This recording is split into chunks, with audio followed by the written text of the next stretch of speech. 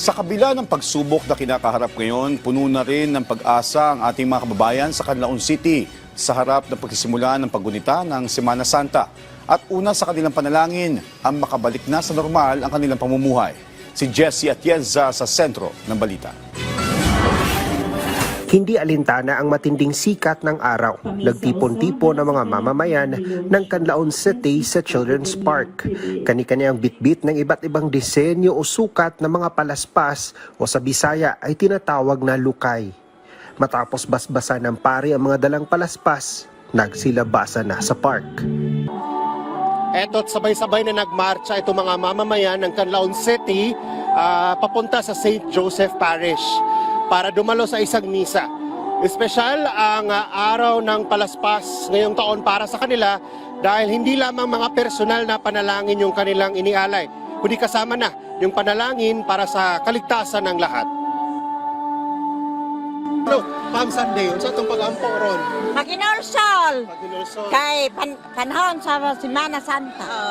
Oh, Karagapon, kayuhan. Kayuhan. Ayuhan. Oh.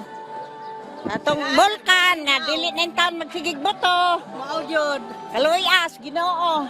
Pinag-pray ko po na sana yung lahat ng mga kasalanan ko ay mapatawad ng Panginoon. Ma-stop na yung pagputok ng bulkan dahil affected talaga ang aming pangkabuhayan. Oo, affected talaga.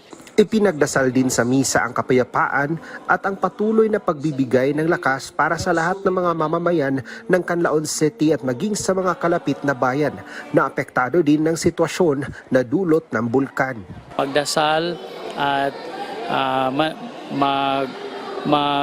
manampalataya sa Panginoon kasi wala naman tayong magagawa, hindi natin kontrolado ang sitwasyon kaya mas mabuti na una sa lahat idulong natin sa Panginoon ang ating mga pangangailangan at magdasal para hindi pa maging worst yung situation natin sa bulkan. Sa huling tala ng PHIVOLCS, nasa alert level 3 pa din ang Bulkang Canlaon na nakapagtala ng 15 volcanic earthquakes sa nagdaang 24 oras. Mula sa PTV Cebu, Jessie Atienza para sa Pambansang TV sa Bagong Pilipinas.